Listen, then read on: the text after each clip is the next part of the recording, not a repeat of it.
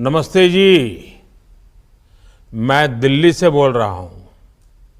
मैं नरेंद्र मोदी बोल रहा हूं।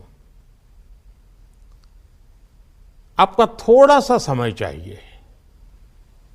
आप जानते हैं कि अपने देशवासियों की मुसीबतें कम करने के लिए आपने मुझे जो काम सौंपा है, मैं दिन रात वो काम कर रहा हूं।